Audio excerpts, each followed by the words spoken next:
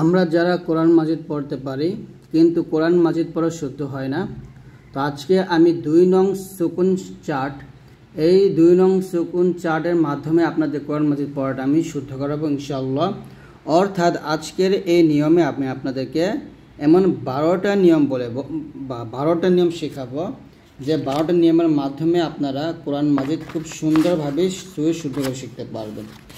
তো অবশ্যই আজকের এই ভিডিওটি সম্পূর্ণ দেখতে হবে যদি আপনারা কোরআন মাজিদ সুশুদ্ধ করে পড়তে চান বা শিখতে চান। দেখুন, কোরআন মাজিদের মধ্যে কিছু অক্ষর আছে যেগুলোকে বলা হয় বিপদজনক অক্ষর, যেমন এই যে হা, তারপর হচ্ছে যা। আমরা অনেকেই সূরা আল ফাতিহা পড়ার সময় বলি আলহামদু, তো এই যে আলহামদু বলি, এই যে হাটাকে হা বলি, বা এটা হচ্ছে হার উচ্চারণ, এটা চাপ দিয়ে বলতে হয়, তো এটা হবে আলহামদু বলতে হবে, হাটা চাপ দিয়ে বলতে হবে। আমরা কি করি, হা চাপ না দিয়ে আলহামদু উচ্চারণ করি। তো এটা যে কত বড় একটা ভুল, এই ভুলটা করলে কিন্তু আমাদের নামাজই ভেঙে যাবে, এরকম একটা ভুল। তো অবশ্যই এরকম ভুল করা যাবে না। এরকম ভুল থেকে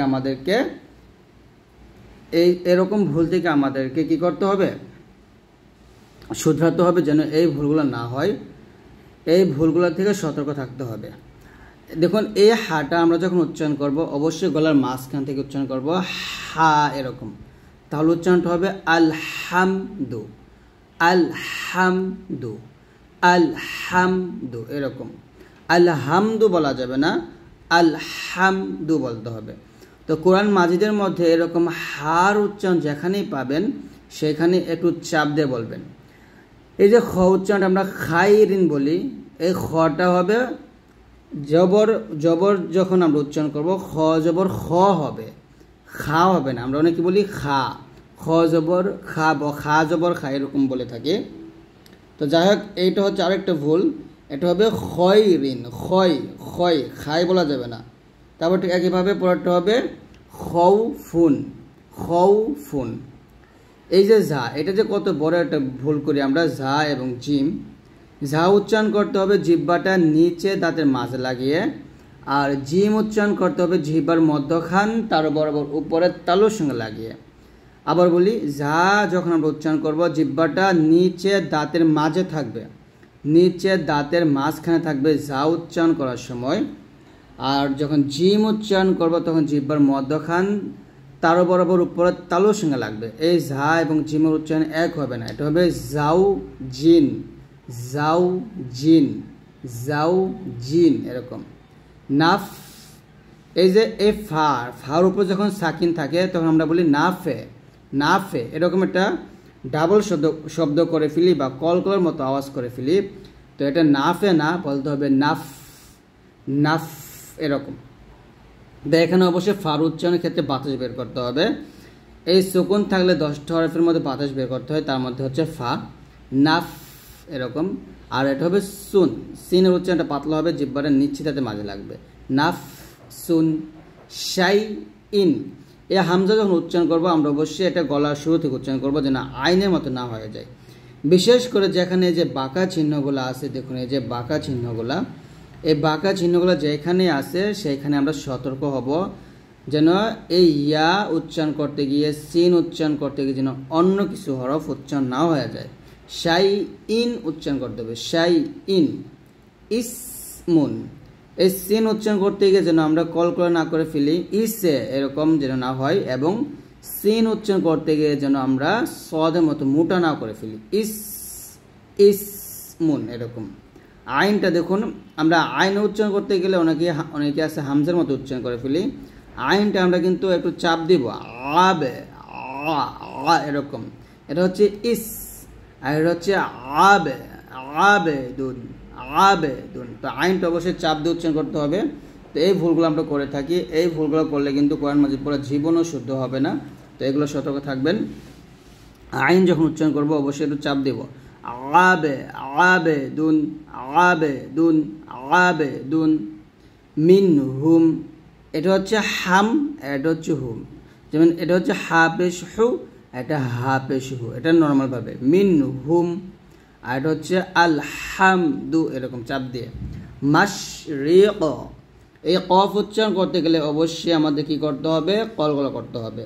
মাশরিক রিক, অর্থাৎ কফের উপর যখন সাকিন থাকবে বা সুকুন থাকবে, সুকুন বলি আমরা এটাকে, বা সাকিন যায় বলেন, তো তখন অবশ্যই কী হয়, এটা কলকলা হয় বা কলকলা করেই পড়তে হয়। তখন উচ্চারণটা হবে, তখন উচ্চারণ করতে হবে হলে মাশরিক। সবচেয়ে বেশি গুরুত্বপূর্ণ হচ্ছে গয়নটা। এই গয়ন উচ্চারণ করতে গেলে আমরা কলকলা করে ফেলি, মা গ এরকম একটা শব্দ করে ফেলি। তো এরকম শব্দ যেন না হয় এটা সতর্ক থাকবেন, কারণ গয়ন কিন্তু মোটা হরফ কিন্তু কলকলা হরফ না। গয়ন কিনা, গয়ন কলকলা হরফ না, এটা আমাদের বুঝতে হবে। আমরা অনেকে কী করি, গয়নটাকে কলকলা করে ফেলি, তো এখানে কলকলা করা যাবে না, বলতে হবে মাগরিবে মাগরিবে মাগরিবে মাগরিবে, এরকম মাগ এরকম না, কিন্তু মাগরিবে। তো এই যে ছোটো ছোটো যে শব্দগুলো আছে মাঝখানে গয়নের উচ্চারণ, আইনের উচ্চারণ, তারপর হচ্ছে হার উচ্চারণ, হার উচ্চারণ, জা জিম, এই উচ্চারণগুলো আমরা অনেকেই ভুল করি, বা এই সামান্য এই ছোটো ছোটো হরফগুলো ভুল করার কারণে কিন্তু আমাদের কোরআন মাজিদ পড়া অনেকটা অশুদ্ধ হয়। আর অশুদ্ধ হওয়ার কারণে কি হয় না, কোরআন মাজিদ পড়া আমাদের ভুল হয়, বা আমরা কোরআন মাজিদ পড়ে ভুল পড়ে থাকি, এরকম করার জন্য। তো এই ভুলগুলো করা যাবে না, বলতে হবে মাগরিবে মসজিদে। এই জিমের উচ্চারণটা কোথায় করতে হবে, জিব্বার মধ্যখান, তার উপর তালার সঙ্গে লাগাতে হবে। মাস, আর সিনটা অবশ্যই নিচে যাতে মাঝখানে লাগবে, বাতাস বের হবে। মসজিদে মসজিদে, দালটা কলকলা হবে, আর সিন এখানে বাতাস হবে, হামস। মসজিদে, না যে কলকলা, না যে আল, না যে আল, না যে আল, না যে আল, এই আইনটা চাপ দিতে হবে, গলার মাঝখান থেকে চাপ দিয়ে বলতে হবে আল, না যে আল, না যে আল। তারপরে ইয়াশ ফা, দেখুন এ ফা আগে যখন আইনকে ধরছে তখন কিন্তু আমি একটু চাপ দিয়েছি, ফা ফা ফা ফা, এরকম ইয়াশ ফা ইয়াশ ফা ইয়াশ ফা, এরকম। একইভাবে বাগে যখন আইনকে ধরবে তখন চাপ দেব বা দিন বা দিন বা দিন, ইয়াশ ফা বা দিন, ইয়াশ ফা ইয়াশে ফা, এরকম কিন্তু না, ইয়াশ ফা বা দিন, এরকম। আংতুম, আঙ্গুন হবে কিন্তু, আংতুম আংতুম। উস জুদে উস জুদে উস জুদে উঙ্গুর, এই গর উচ্চারণটা এখানে সতর্ক থাকতে হবে। আমরা অনেক কিছু গ উচ্চারণ করতে গেলে জিহ্বাটা উপর দাঁতের আগায় না লাগিয়ে নিচের আগায় ফেলি এবং জটা মোটা করি না, তো এই ভুলগুলো করা যাবে না। উঙ্গুর, জটা মোটা করতে হবে এবং জিহ্বার আগাটা উপর দাঁতের আগা লাগাতে হবে। উঙ্গুর। তাখ শাউ, তাখ, এই খটা কিন্তু বাতাস বেরোবে, খর উপর যখন সাকিন আসবে তখন বাতাস বের করতে হবে। তাখ শাউ। আলাইহিম, আইনটা চাপ দিই, আলাইহিম। আর র সেকেন্ডটার রর উপর যখন সাকিন থাকবে এবং তার ডাইনে জবর থাকলে র মোটা হবে। আর সাল না, আর সাল না। সাম রিহিম, আইন উচ্চারণে চাপ দিয়ে রি, সাম রিহিম। লাদাইহিম, হাঁটা নর্মাল ভাবে। কবে, কফ, আমরা অনেক কাছে কাবে বলি, কাফ, এটা কিন্তু কাফ না, এটা হচ্ছে কফ, মোটা করতে হবে। কবে লিহিম। রব্বিকুম আল হাইয়ু, এই ইয়ার উচ্চারণ যখন আমরা করব তখন জিহ্বার মধ্যখান তার উপর উপরতলার সঙ্গে লাগবো। আল হাইয়ু আল হাইয়ু। কদ্দামাত, তার উপর যখন সাকিন থাকবে তখন কি হবে, এটা হামস হবে, বাতাস বের করতে হবে। কদ্দামাত, এখানে কাফ বলবেন না, কফ মোটা করবেন। কদ্দামাত। বিল হাক্কি, হাক্কি হাক্কি, বিল হাক্কি বিল হাক্কি। তারপরে নাহ, হাটা চাপ দিয়ে নাহ ফিদু, নাহ ফিদু, নাহ ফিদু। দেখুন উচ্চারণটা, হার উচ্চারণটা কীভাবে আসতেছে, নাহ ফিদু।